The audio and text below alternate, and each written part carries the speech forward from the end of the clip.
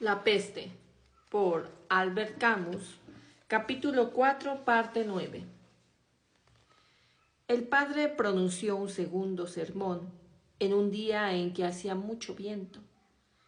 A decir verdad, las filas de los asistentes no estaban tan tupidas como en el primero.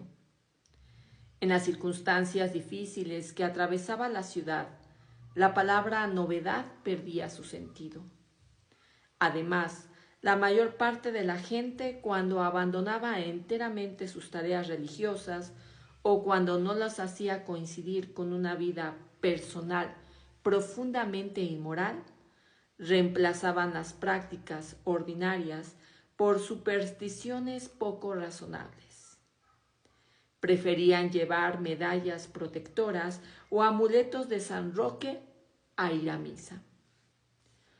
Se puede poner de ejemplo el uso inmoderado que nuestros compatriotas hacían de las profecías. En la primavera se esperaba de un momento a otro el fin de la enfermedad, y nadie se preocupaba de pedir a los demás opiniones sobre la duración de la epidemia, ya que todo el mundo estaba convencido de que pronto se acabaría. Pero a medida que los días pasaban, empezaron a temer que aquella desdicha no tuviera realmente fin, y al mismo tiempo que se acabara la epidemia. Era el objeto de todas las esperanzas. Se pasaban de mano en mano diversas profecías de algunos magos o de santos de Iglesia Católica. Ciertos impresores de la ciudad vieron pronto el partido que podían sacar de aquella locura y propagaron en numerosos ejemplares los textos que circulaban. Al darse cuenta de que la curiosidad del público era insaciable, acabara por emprender búsquedas en las bibliotecas municipales sobre todos los testimonios de este género que la historia podía proporcionarles, y los repartieron por la ciudad. Cuando la historia misma empezó a escasear de profecías, se las encargó a los periodistas, que en este punto, por lo menos, resultaron tan competentes como sus modelos de los siglos pasados. Algunas profecías aparecían como folletín en los periódicos y eran leídas con más avidez que las historias sentimentales de los tiempos de salud. Muchos de esos augurios se apoyaban en cálculos caprichosos en los que intervenían el milésimo del año, el número de muertos y la suma de los meses pasados bajo el imperio de la peste. Otros establecían comparaciones con las grandes pestes de la historia. Buscaban similitudes que las profecías denominaban constantes, y por medio de cálculos no menos caprichosos pretendían dar enseñanza para la prueba del presente. Pero los más apreciados por el público eran los que en el lenguaje apocalíptico anunciaban acontecimientos que siempre podían parecer los que la ciudad iba experimentando y cuya complejidad permitía todas las interpretaciones.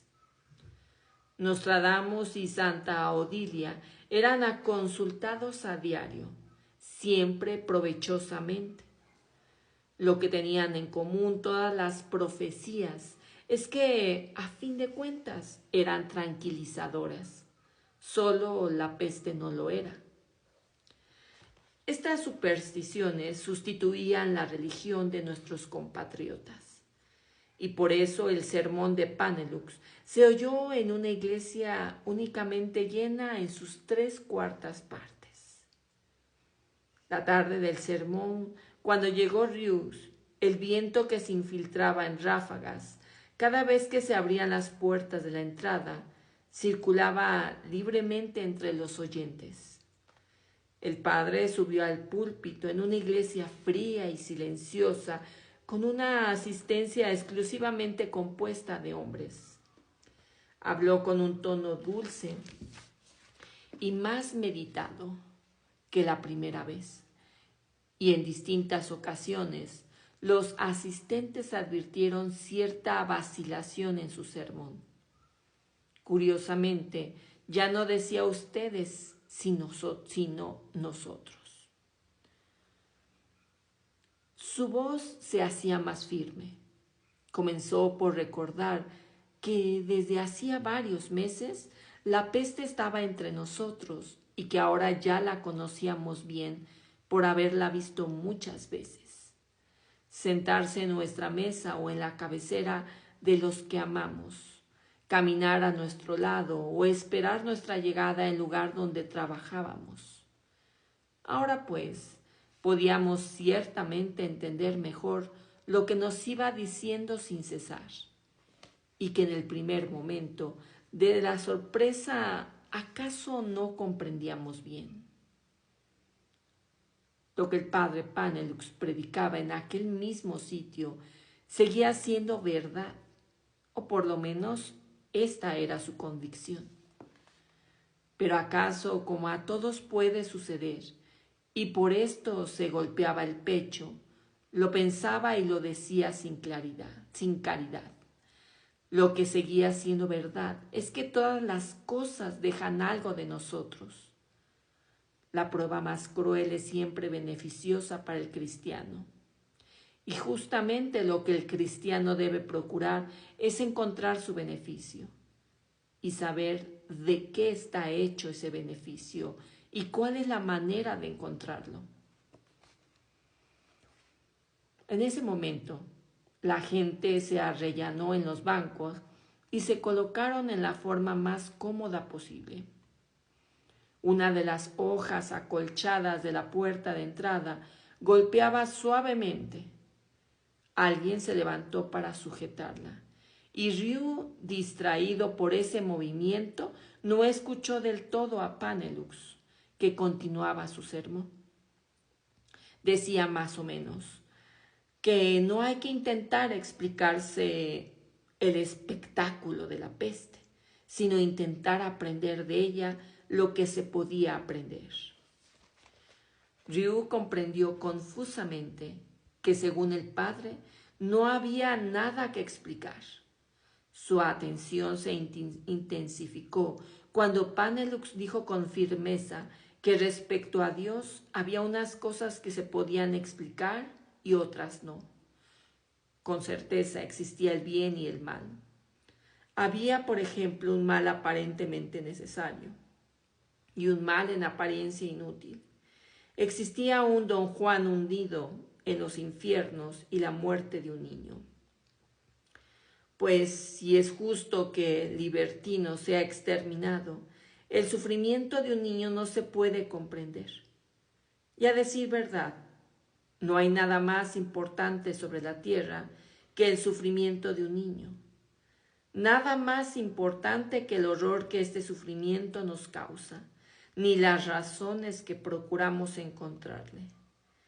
Además, en la vida de Dios nos lo facilita todo, y hasta ahí la religión no tiene mérito. Pero en esto nos pone ante un muro infranqueable.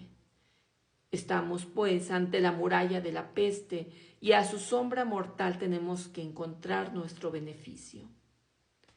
El padre Panelux no recurrió a las fáciles ventajas que le permitían escalar el muro.